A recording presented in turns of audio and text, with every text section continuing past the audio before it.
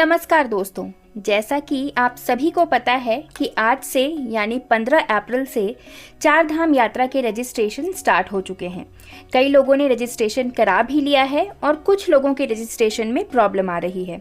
दोस्तों, यहाँ मैं आपको बता दूं कि 15 अप्रैल को सुबह 7 बजे से रजिस्ट्रेशन स्टार्ट किए गए हैं और एक ही साथ साइट पर बहुत ज़्यादा क्राउड आ गया है।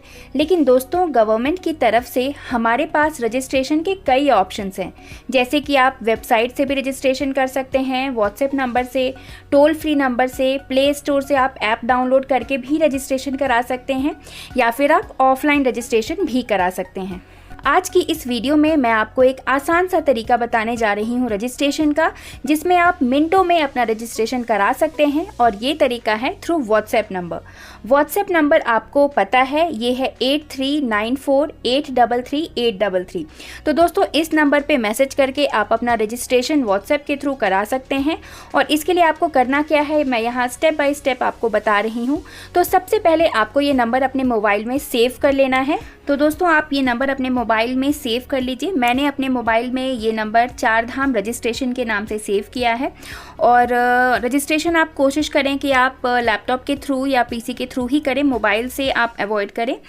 तो दोस्तों, सबसे पहले तो इस नंबर पे आपको मैसेज भेजना है। कोई हाय हेलो कुछ नहीं करना आपको, यहाँ पे आपको लिख के भेजना है यात्रा।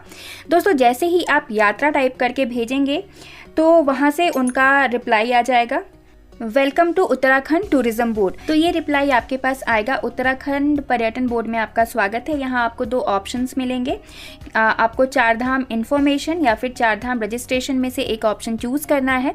तो हम यहाँ चार धाम रजिस्ट्रेशन करा रहे हैं, तो आपको यहाँ चार धाम रजिस्ट्रेशन चूज कर लेना है। और दोस्तों, जैसा कि आप देख रहे हैं, मैं इसको आज के दिन कर रही हूँ, यानी 15 अप्रैल को जब ये रजिस्ट्रेशन स्टार्ट हुआ है।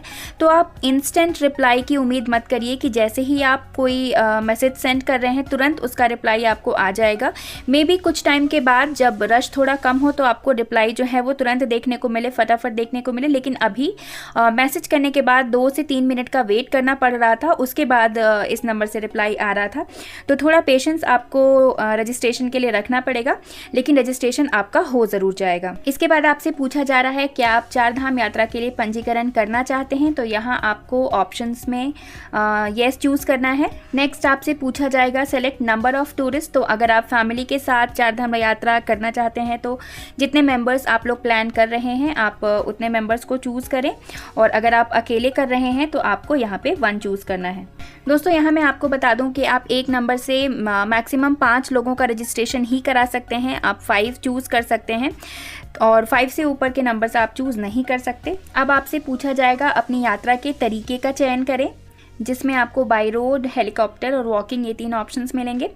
तो इसमें आप जैसे भी अपनी यात्रा प्लान कर रहे हैं आप वो ऑप्शन को चूज़ करिए। मैं यहाँ बाय रोड चूज़ कर रही हूँ। अब दोस्तों, यहाँ देखिए, यहाँ आपसे पूछा जाएगा, कुछ लोग ऐसे हैं जिन्हें चारों धामों की यात्रा करनी है, कुछ लोग ऐसे हैं जो केवल 2 धाम की यात्रा पे जाना चाहते हैं। तो यहाँ बेसिकली आपको अपने धाम चूज़ करने हैं कि आप किस किस धाम की यात्रा के लिए जा रहे हैं। अगर आप यमुनोत्री धाम के लिए जा रहे हैं, आपको यात्रा की डेट डालनी है, क्योंकि रजिस्ट्रेशन के पहले दोस्तों आप ज़रूर कंफर्म कर लें कि आप किस डेट को कौन सी धाम की यात्रा का प्लान बना रहे हैं। और यहाँ आपको ये भी ऑप्शन दिया जा रहा है कि अगर आपको यमुनोत्री धाम की यात्रा नहीं करनी है तो सिंपल आप यहाँ NA टाइप कर दें। और अगर आपको यमुनोत्री धाम की यात्रा करनी है तो जिस डेट को भी आपने यमुनोत्री धाम की यात्रा का प्लान बनाया है वो डेट आप यहाँ डालें।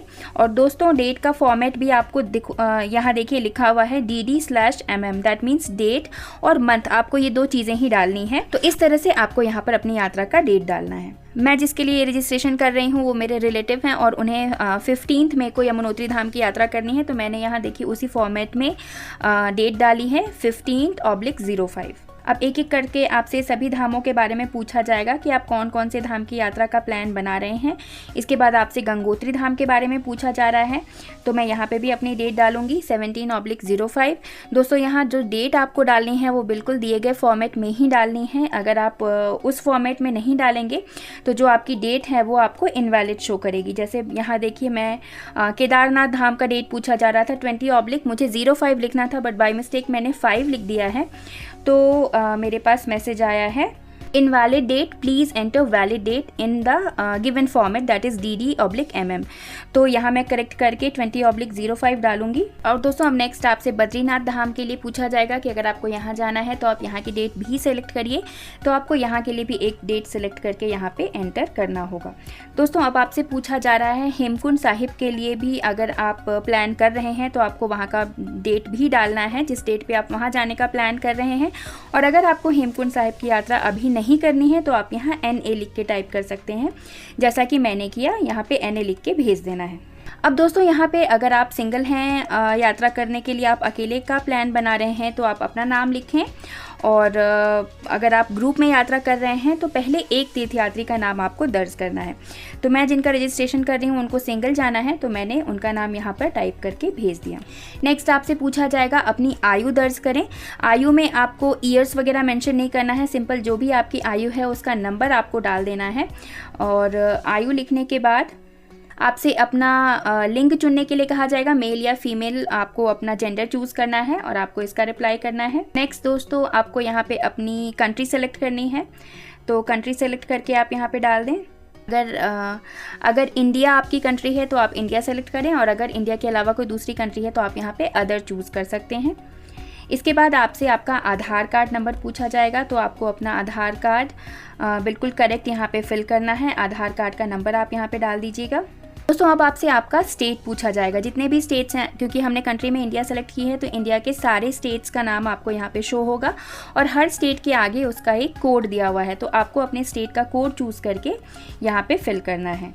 अब आपको अपने डिस्ट्रिक्ट का नाम डालना है। अगर आपका कोई डिस्ट्रिक्ट है तो आप उसका नेम यहाँ पर डालें, और अगर ये एप्लीकेबल नहीं है तो आप NA सेलेक्ट करके यहाँ पे डाल सकते हैं। तो मैंने स्टेट में जम्मू कश्मीर सेलेक्ट किया है और मेरा डिस्ट्रिक्ट एज सच कोई वैसा नहीं है, तो मैं यहाँ पे NA लिख के भेज रही हूँ। अब दोस्तों आपको अपने शहर का नाम यहाँ पर सिटी नेम एंटर करना है। तो यहाँ पे देखिए सिटी नेम मैंने श्रीनगर एंटर कर दिया है। अब आपको यहाँ पर अपना पूरा एड्रेस पूछा जाएगा, तो आप अपना पूरा एड्रेस बिल्कुल सही यहाँ पे फिल करें। दोस्तों यहाँ पे जो भी डेटा आप प्रोवाइड कर रहे हैं, इन्फॉर्मेशन सब कुछ बिल्कुल करेक्ट होनी चाहिए। एक बार आप उसको क्रॉस चेक ज़रूर कर लें। अब यहाँ पे दोस्तों आपसे आपातकालीन संपर्क के लिए किसी एक व्यक्ति का नाम पूछा जाएगा, इमरजेंसी सिचुएशन में जिसको कॉन्टैक्ट किया जा सके। और यहाँ ध्यान रखिए कि वो इंसान आपके साथ यात्रा नहीं कर रहा हो।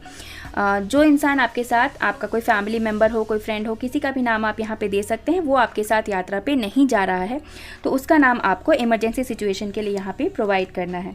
अब नेक्स्ट जो पूछा जाएगा कि इमरजेंसी कॉन्टैक्ट में आपने जिनका नाम दिया है उनका फ़ोन नंबर क्या है, तो आपको यहाँ पे उनका फ़ोन नंबर भी बताना है। और उसके बाद अगला क्वेश्चन होगा कि जो ये इमरजेंसी कॉन्टैक्ट पर्सन है उसके साथ आपका क्या रिलेशन है। तो आप जो भी रिलेशन है यहाँ इन ऑप्शंस में से चूज़ कर लें, brother, sister, father, mother, spouse, जो भी आपका ऑप्शन है, फ्रेंड वगैरह, वो आप सही बिल्कुल चूज़ करके यहाँ पर लिखें। नेक्स्ट आपसे क्वेश्चंस होंगे कि क्या आप हृदय रोगी हैं, तो अगर इसमें आपको येस और नो का ऑप्शन मिलेगा। अगर आपका जवाब हाँ है तो येस लिखिए, नहीं तो फिर आप नो लिख के टाइप करिए। दोस्तों यहाँ आपको अपनी मेडिकल कंडीशन के बारे में बताना है। अगर आपको कोई हृदय रोग है तो येस टाइप करें, कोई एस्थमा के पेशेंट हैं तो यहाँ येस लिखेंगे, अदरवाइज़ आपको नो लिख के भेजना है। इसके बाद आपसे डायबिटीज़ का पूछा जाएगा। अगर आप डायबिटिक पेशेंट हैं तो यहाँ येस लिखिए, और अगर नहीं है तो नो लिख के सिंपली यहाँ पर सेंड कर दीजिए। और सीरियस मेडिकल कंडीशन है तो आपको वो यहाँ पे मेंशन करनी है, अगर है तो मेंशन करें, नहीं तो यहाँ पे आप NA लिख के सिंपली भेज दीजिए। से यहाँ पर आपका एक पासपोर्ट साइज़ फ़ोटो अपलोड करने के लिए कहा जाएगा दोस्तों, तो आप यहाँ पर अपना एक पासपोर्ट साइज़ फ़ोटो सेलेक्ट करें और उसको अपलोड कर दें। अब इसके बाद आपको यहाँ पे धाम के लिए अपनी यात्रा का तरीका चुनने को कहा जाएगा। ये ऑप्शंस आपको दिखेंगे, बस, mini bus, private car, taxi, 2 wheeler, helicopter, walking, तो जो भी आपका तरीका है। मैंने यहाँ पे बस और मिनी बस को चूज़ किया है। आपका जो भी तरीका है आप उसको चूज़ करके यहाँ पर एंटर कर दीजिए। तो आपको यहाँ पर अगर कोई आपका जो वाहन है, व्हीकल है, वो फिक्स है जिससे आपको यात्रा करनी है, तो आपको यहाँ पे व्हीकल का नंबर प्रोवाइड करना है। लेकिन ज़्यादातर लोग जब हरिद्वार पहुँच जाएंगे तब उनको व्हीकल का नंबर पता चलेगा, तो आप यहाँ पर सिंपल NA लिख के टाइप कर दीजिए। अब यहाँ पे आपसे फाइनल क्वेश्चन पूछा जा रहा है कि क्या जो भी इन्फॉर्मेशन आपने अभी तक प्रोवाइड किए हैं वो बिल्कुल सही हैं, क्या आप बिल्कुल उनसे सहमत हैं, आप पुष्टि करना चाहते हैं। तो आप यहाँ पे अगर सब कुछ सही है तो येस टाइप करिए, अगर आप कोई करेक्शन करना चाहते हैं तो आपको यहाँ पर नो लिख के भेजना है। तो मेरे द्वारा प्रोवाइडेड सारी इन्फॉर्मेशन बिल्कुल सही है, तो मैंने यहाँ पे येस लिख के सेंड कर दिया है। अब दोस्तों यहाँ पर आपको मैसेज मिलेगा कि thank you, your registration is successful, धन्यवाद, आपका पंजीकरण सफल हो गया है। और इसके बाद आपको यहाँ पे रजिस्ट्रेशन की PDF भी देखने को मिल जाएगी। और जैसा कि आप इस PDF में भी देख सकते हैं, यहाँ पे जो भी इन्फॉर्मेशन आपने प्रोवाइड की थी वो सब कुछ आपको एक PDF के फॉर्म में यहाँ पे दिखाई दे रही है। डूज और डोंट्स ये सब आपको यहाँ पर लिख कर बताए गए हैं। तो ये सब कुछ आपको अच्छे से पढ़ लेना है। यात्रा के पहले सारी इन्फॉर्मेशन आपके पास अच्छे से होनी चाहिए। जो भी आपकी पर्सनल डिटेल्स वगैरह हैं उन सबको आप एक बार यहाँ पे भी क्रॉस चेक ज़रूर कर लें कि आपने जो भी इन्फॉर्मेशन प्रोवाइड की है वो सब बिल्कुल सही है।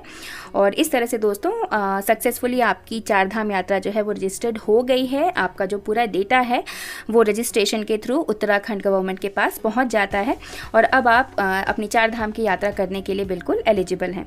तो दोस्तों आशा करती हूँ ये वीडियो आपको इन्फॉर्मेटिव लगी हो, यूज़फुल लगी हो। तो इस तरह से आप भी अपनी 4 धाम की यात्रा अगर इस साल आपको करनी है तो उसका रजिस्ट्रेशन फटाफट करवा लें। भले ही किसी भी मंथ में आपको यात्रा करनी हो, रजिस्ट्रेशन आप जल्दी से करवा के रख लेंगे पहले से, तो ये आपके लिए बेनिफिशियल रहेगा। अगर ये वीडियो आपको पसंद आई है तो इस वीडियो को एक लाइक ज़रूर करें, कमेंट में हर हर महादेव लिखें और ऐसे ही अन्य वीडियोज़ के लिए हमारे चैनल पर बने रहें। धन्यवाद।